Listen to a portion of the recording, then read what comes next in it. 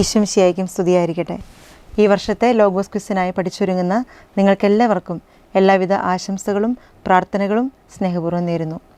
ഇന്നത്തെ വീഡിയോയിൽ നമ്മൾ പഠിക്കാൻ പോകുന്നത് വിശുദ്ധ യോഹന്നാൻ്റെ സുവിശേഷം 4-ാം അധ്യായം 1 മുതൽ 26 വരെയുള്ള വാക്യങ്ങളാണ്. 4-ാം അധ്യായത്തിൽ ആകെ 54 വാക്യങ്ങളാണുള്ളത്. യേശുവും സമരിയാക്കാരി സ്ത്രീയും കണ്ടുമുട്ടുന്നതും അവർ തമ്മിലുള്ള സംഭാഷണങ്ങളുമാണ് ആദ്യ ഭാഗത്ത് പ്രതിപാദിക്കുന്നത്. നമുക്ക് ചോദ്യോത്തരങ്ങളിലേക്ക് പ്രവേശിക്കാം. യോഹന്നാൻ്റെ സുവിശേഷം 4-ാം അധ്യായം 1 മുതൽ 26 വരെയുള്ള വാക്യത്തിലെ ചോദ്യോത്തരങ്ങൾ. ചോദ്യം 1. യോഹന്നാൻ്റെ സുവിശേഷം 4-ാം അധ്യായത്തിൻ്റെ ആദ്യ തലക്കെട്ട് എന്ത്? ഉത്തരം: യേശുവും സമരിയാക്കാരിയും. ചോദ്യം 2. 4-ാം അധ്യായത്തിൽ ആകെ എത്ര വാക്യങ്ങളുണ്ട്? ഉത്തരം: 54. ചോദ്യം 3. യോഹന്നാനേക്കാൾ അധികം ആളുകളെ യേശു ശിഷ്യപ്പെടുത്തുകയും സ്നാനപ്പെടുത്തുകയും ചെയ്യുന്നതെന്ന് ആര് കേട്ടതായാണ് കർത്താവ് അറിഞ്ഞത്? ഉത്തരം: ഫരിസേയർ. ചോദ്യം 4. ആരെ മാത്രമാണ് യേശു നേരിട്ട് സ്നാനപ്പെടുത്തിയത്? ഉത്തരം: ശിഷ്യന്മാരെ. ചോദ്യം 5. യൂദയ വിട്ട് വീണ്ടും ഗലീലയിലേക്ക് പുറപ്പെട്ട ഈശോയ്ക്ക് ഏത് പട്ടണത്തിലൂടെയാണ് കടന്നു പോകേണ്ടിയിരുന്നത് എന്നാണ് യോഹന്നാൻ്റെ സുവിശേഷം 4-ാം അധ്യായത്തിൽ പറയുന്നത്? ഉത്തരം: സമരിയ. ചോദ്യം 6. സിക്കാർ എന്ന പട്ടണം സ്ഥിതി ചെയ്യുന്നത് എവിടെ? ഉത്തരം: സമരിയായിൽ. ചോദ്യം 7. ആരുടെ വയലിനടുത്താണ് സിക്കാർ എന്ന പട്ടണം സ്ഥിതി ചെയ്യുന്നത്? ഉത്തരം: യാക്കോബിൻ്റെ മകൻ ജോസഫിന് നൽകിയ വയലിനടുത്ത്. ചോദ്യം 8. യാക്കോബിൻ്റെ കിണർ എവിടെയാണ് സ്ഥിതി ചെയ്തിരുന്നത്? ഉത്തരം: സിക്കാർ. ചോദ്യം 9. എത്രാമത്തെ മണിക്കൂറിലാണ് യേശു ക്ഷീണിച്ച് യാക്കോബിൻ്റെ കിണറിൻ്റെ കരയിലിരുന്നത്? ഉത്തരം: ഏകദേശം 6-ാം മണിക്കൂറിൽ. ചോദ്യം 10. യാക്കോബിൻ്റെ കിണറിൽ വെള്ളം കോരാൻ വന്ന സ്ത്രീ ഏത് ദേശക്കാരിയായിരുന്നു? ഉത്തരം: സമരിയാക്കാരി. ചോദ്യം 11. ആരുടെ കിണറിൻ്റെ കരയിലാണ് യേശു ഇരുന്നത്? ഉത്തരം: യാക്കോബിൻ്റെ. ചോദ്യം 12. എനിക്ക് കുടിക്കാൻ തരിക ആര് ആരോട് പറഞ്ഞു? ഉത്തരം: യേശു സമരിയാക്കാരിയോട്. ചോദ്യം 13. യേശുവിൻ്റെ ശിഷ്യന്മാർ ഭക്ഷണ സാധനങ്ങൾ വാങ്ങാൻ എങ്ങോട്ടാണ് പോയിരുന്നത്? ഉത്തരം: പട്ടണത്തിലേക്ക്. ചോദ്യം 14. യേശു സമരിയാക്കാരിയോട് എന്താണ് ചോദിച്ചത്? ഉത്തരം: എനിക്ക് കുടിക്കാൻ തരിക. ചോദ്യം 15. നീ ഒരു ഡാഷ് ആയിരിക്കെ സമരിയാക്കാരിയായ എന്നോട് കുടിക്കാൻ ചോദിക്കുന്നത് എന്ത്? ഉത്തരം: യഹൂദനായിരിക്കെ. ചോദ്യം 16. ആര് തമ്മിലാണ് സമ്പർക്കമൊന്നും ഇല്ലാത്തത്? ഉത്തരം: യഹൂദരും സമരിയാക്കാരും തമ്മിൽ. ചോദ്യം 17.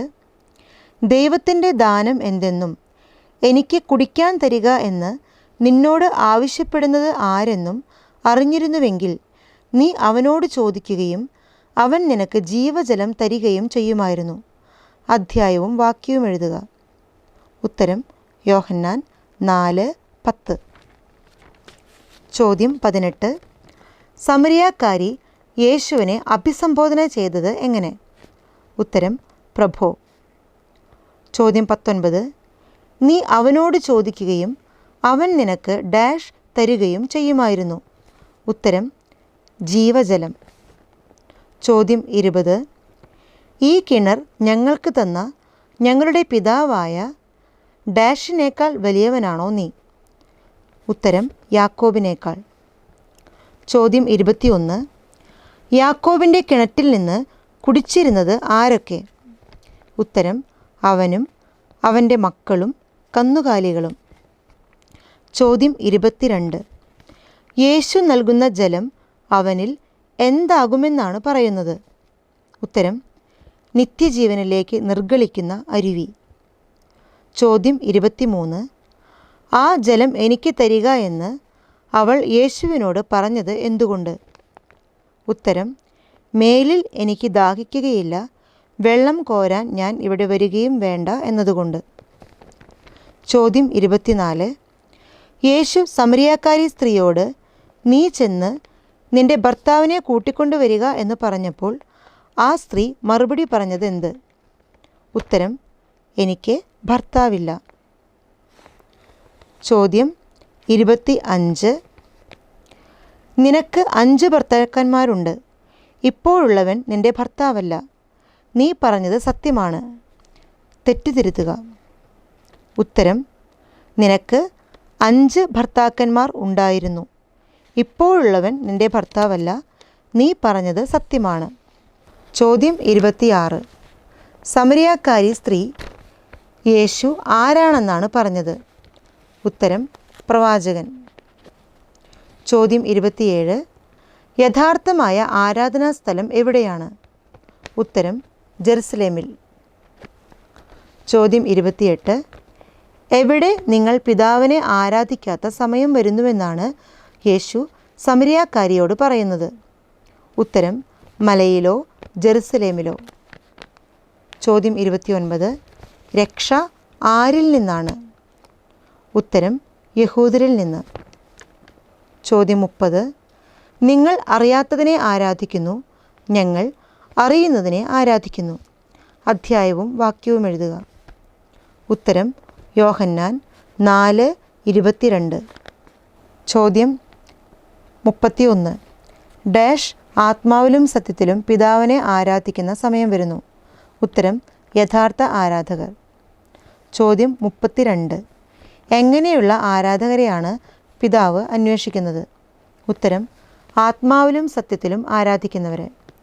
ചോദ്യം 33. ദൈവം ഡാഷ് ആണ്. ഉത്തരം: ആത്മാവ്. ചോദ്യം 34. അവിടുത്തെ ആരാധിക്കുന്നവർ ഡാഷിലും ഡാഷിലും ആണ് ആരാധിക്കേണ്ടത്. ഉത്തരം: ആത്മാവിലും സത്യത്തിലും. ചോദ്യം 35. ഡാഷ് വരുമെന്ന് എനിക്കറിയാം. അവൻ വരുമ്പോൾ എല്ലാ കാര്യങ്ങളും ഞങ്ങളെ അറിയിക്കും. ഉത്തരം: മിശിഹ, ക്രിസ്തു. ചോദ്യം 36. നിന്നോട് സംസാരിക്കുന്ന ഞാൻ തന്നെയാണ് അവൻ. ആര് ആരോട് പറഞ്ഞു? യേശു സമരിയാക്കാരി സ്ത്രീയോട്. സ്നേഹമുള്ളവരെ, നമുക്കെല്ലാവർക്കും ഈ ചോദ്യോത്തരങ്ങൾ ഏറ്റവും നന്നായി പഠിച്ചൊരുങ്ങാം. എല്ലാവർക്കും എല്ലാവിധ ആശംസകളും പ്രാർത്ഥനകളും. Thank you.